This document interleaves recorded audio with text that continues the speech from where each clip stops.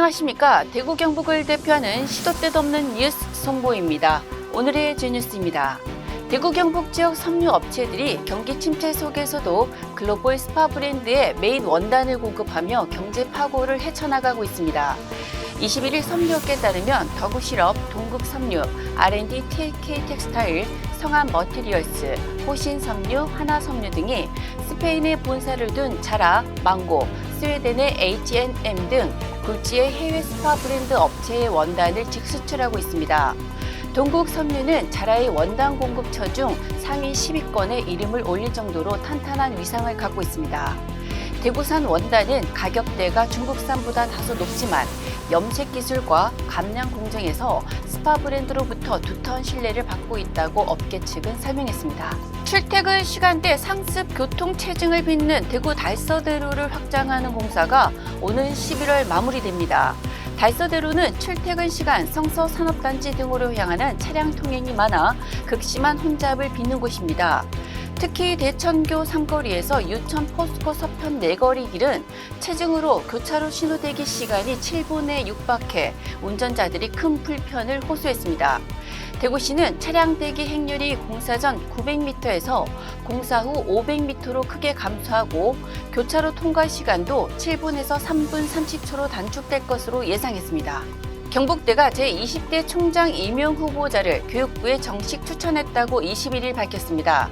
지난 6월 25일 실시한 경북대 총장 임용 후보자 선거에서 1순위에 신수재공학과 허영우 교수, 2순위에 물리학과 이형철 교수가 각각 선출됐습니다. 경북대는 2명의 연구 업적에 대한 검증을 거쳐 총장 임용 후보자로 확정하고 공식 추천하는 공문을 지난 19일 교육부에 보냈습니다.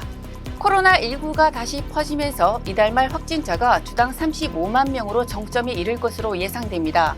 질병관리청은 17만여 명 분량의 치료제를 도입하는 등 대응책 마련에 나섰습니다.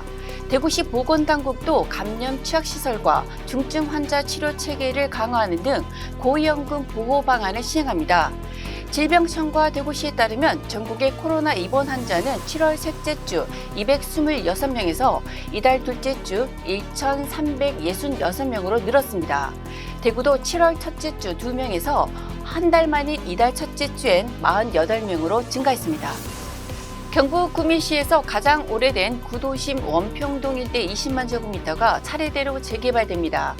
구미시는 21일 원평동 원편 4구역 31,810제곱미터에 대해 재개발 사업 정비계획 결정 및 정비구역 고시를 했습니다.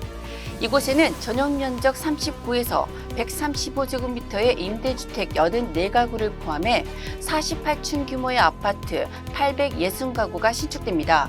지난해 11월 입주를 시작한 59,162제곱미터의 면적의 원평 1정비구역에는 아파트 1,610가구가 신축돼 구도심 기능 회복을 주도하고 있습니다.